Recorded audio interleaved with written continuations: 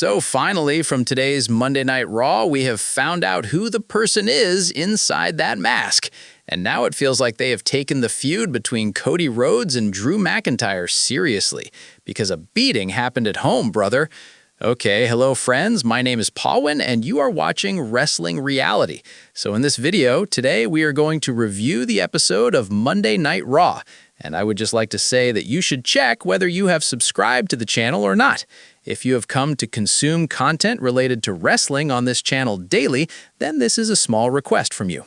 First, the show starts with Gunther, and Gunther makes his entry, brother, and the crowd is booing him there because he defeated John Cena at Saturday night's main event. And after that, when he was coming out, he was completely smiling, as if he had conquered a very big fort, which he truly did. He was getting boos, he was getting FUSA chants, and before Monday Night Raw, there was a comparison like, is Gunther going to get the kind of heat that Roman Reigns got when he defeated The Undertaker? And I would say that, well, not that level, but yes, it was like that. When Gunther came to the mic to say something, the crowd did not let him speak. But at that time, Roman Reigns' matter was much more serious. We cannot compare this to that, because at that time, fans simply did not digest Roman Reigns' win. But here, the tap-out situation was a little different. So Gunther comes here and he says, look, I did what I said. I did what I said. I made John Cena tap out. And when he tapped out like a little bitch, and now he's gone from here. Meaning he completely behaves like, you know, when you defeat a big superstar, your feud is over, then your behavior changes. Because now you don't need to talk too much nonsense or say bad things. But Gunther is still coming here and saying bad things. He starts to leave, then he comes back again, then he raises his hands, stands on the announcer's desk and says, I made him tap out like a little bitch. It's my time now. And he says all this while smiling, and the crowd is giving him tremendous boos there. But Gunther doesn't care at all about why the crowd is treating him like this, brother. He is like, I have such thick skin, brother, that I won. I did what I said. After that, he also starts to leave from there, and backstage, brother, he is also teasing WWE Superstars, like Akira Tozawa and Otis, he teased them. After that, R-Truth is there, and R-Truth directly told him, you are a piece of trash. So Gunther didn't even react to that. Like, who is this R-Truth to tell me this? He's like, brother, you keep saying whatever you want to say. After that, he walks ahead, then Adam Pearce also didn't like this disrespect of John Cena by Gunther, the way he was constantly mocking him. So he says, brother, it's over for you. Now you leave from here. Gunther doesn't even have a problem with being told to leave. He very comfortably leaves the arena, and after that, when he goes to sit in his car, AJ Styles was also there, and when Gunther sat in his car, brother, he also gives a gesture to AJ Styles while leaving. So the character of Gunther that WWE showed today, I think that's exactly how they needed to show it. WWE nailed this perfectly because the heat had to come on Gunther. So they needed to show that this is Gunther's important time now. It's not like you defeated John Cena and after that everything will run smoothly. WWE needs to build that storyline. I think they did a good job of that on today's Monday Night Raw. But again, we are still stuck on Saturday night's main event that John Cena has truly retired from WWE. Next segment, the Usos versus New Day and backstage developments. After this, the next match on the show is between the Usos versus New Day. And this reminded me of the good old days when these two teams ruled the tag team division. You will see good sequences here. We also saw pin breaks even on very close falls and finishers. This is awesome that there were chants there, but one thing that is not awesome is Jey Uso hugging his opponents ringside. He did that today too. I felt like Jimmy Uso did better than Jey Uso, even though he uses this move less. And in the end, with the 1D finisher, the Usos won this match. So watching Raw today, it didn't seem like WWE has any intention of keeping Jey Uso with Jimmy Uso for just some time. And their original plan is a heel turn, because we are getting a slight tease of that. So maybe they're going to continue as a tag team, which is a matter of happiness for many WWE fans. After this, we see a backstage segment of the Bloodline, and here they are talking about Logan Paul and Braun Strowman. Did we beat Larry Knight, brother? We made him disappear. because WWE has announced that he suffered from multiple injuries, which is why Larry Knight is not going to appear on WWE television for some time now. Then they are talking about who this masked man is. They are also discussing beating CM Punk like this.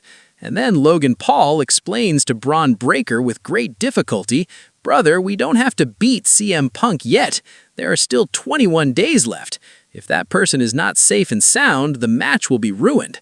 So Paul Heyman manages Bron Breakker with great difficulty because his mind is shaken up. That person is always angry and he needs to vent his anger somewhere. But somehow Paul Heyman manages to explain, "No, brother, not now. There is a match, so let's focus on that a little bit." This is good, the way they show Bron Breakker that he is unhinged, that he can do anything. I mean, if he goes crazy, he will go and smash anyone. So that depth in Bron Breakker's character is good to see. After this, the next segment on the show, we see Rhea Ripley and Io Sky coming out, but Kabuki Warriors attacked them during their entrance. I feel like this is what? I feel like they have taken a 10-minute, 5-minute slot on every Monday Night Raw to do this only. And nothing unique is happening in this storyline that I would say, brother, I am getting some interest. It's not unique at all. It's a very, very basic, just the first line that you write on a page. The story is just that simple. They come, they fight, they hit each other, that's it. Other than that, they don't have to put any effort into this storyline. And it's getting boring. I personally feel like that watching this. After this, there was a match for the Women's Intercontinental Championship between Maxxine and Nile. The change that Maxxine has brought to her character in the last few years, and the way she is being shown as a serious wrestler, that is also looking very right now. Earlier it felt forced, but now it seems like, yes, this girl can wrestle well. And she did the same today. She made Nile tap out with an ankle lock. I remember when Nile came from NXT, it felt like, brother, I don't know what WWE is going to do with her. But after that, WWE lost direction for her. After this, our World Heavyweight Champion, the best in the world, CM Punk, comes next on the show, and he says that he feels worse about the fact that he couldn't come on Monday Night Raw for 2 weeks than the War Games match. And after this, he directly goes after Bron Breakker, and he calls him a Nepo baby. He says, your team won, and you were saying that you want the 2012 CM Punk. Bron Breakker, brother, you cannot handle the 2025 CM Punk alone. You always come with your guys. You did pin me at Survivor Series, but you didn't do this alone. And let me tell you one thing clearly, you don't need to mention my wife's name again, because then the matter goes from business to personal. And when things get personal, brother, then we know CM Punk is crazy. He says, I will pull out your eyes. I will pull them out, and peace on your single-digit IQ brain.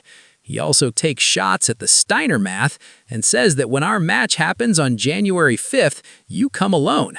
But CM Punk also knows that Bron Breakker is not going to come alone. He also calls him a brawny. He says, you bring everyone. He also mentioned dumb father here and says even dumber than him is his brother Scott. He says like this. He says, look, when I defeat you, you will see that even Paul Heyman has left you. And he also called Logan Paul a YouTube scammer here. I think this will be a serious personal matter. I don't know what Logan Paul's reaction will be to this. And then he says that only 2 people will be left, your dumb father and his brother. And then the Steiner math will also not work, because he says GTS 1, 2, 3 best in the world.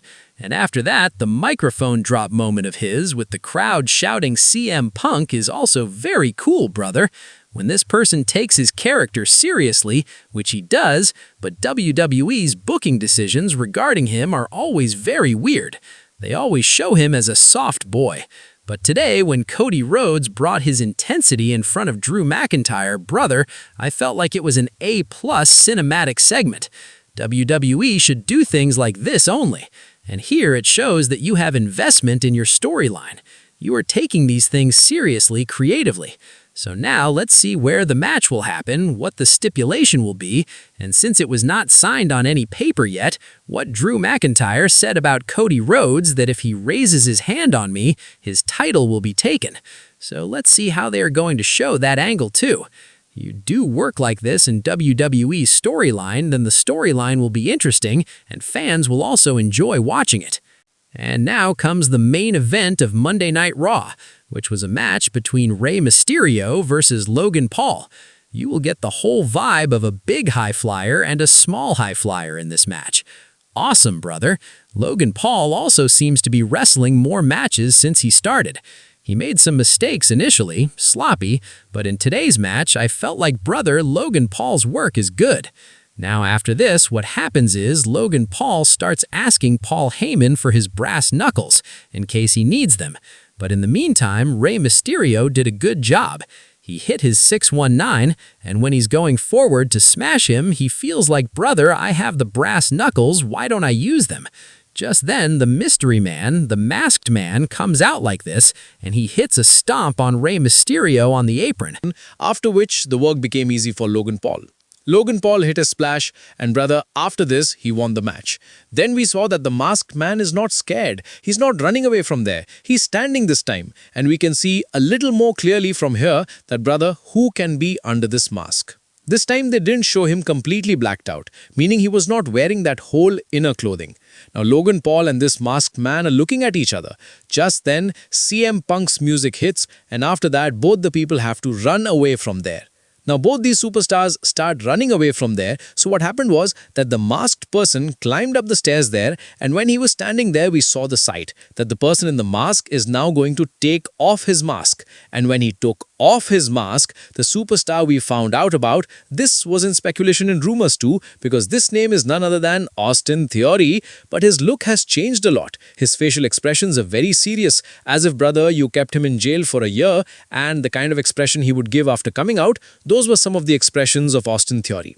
His look is also changed because he has completely shaved off his hair. So this is completely changed from the old Austin Theory look. Now the reveal of Austin Theory is obviously not feeling like a very big moment. I mean, it didn't feel like the hype that was built up suddenly after the War Games match. Maybe WWE took a little time, but still we'll have to give time to the story. Let's see what they do from here. And then we saw in the ring that Bron Breakker has hit CM Punk with a spear. I don't know why this person who came out of the mask didn't feel that big right now. It might be my current opinion. Let's see how they take things forward on Monday Night Raw later. As for today's Monday Night Raw, I will rate it 3 stars. WWE's Raw episodes are still running average for the last few years. Sometimes when they feel like it, they make it a great show. If you're watching this video till here, please like it, subscribe to the channel for more awesome WWE related content like this. Until then, keep enjoying life.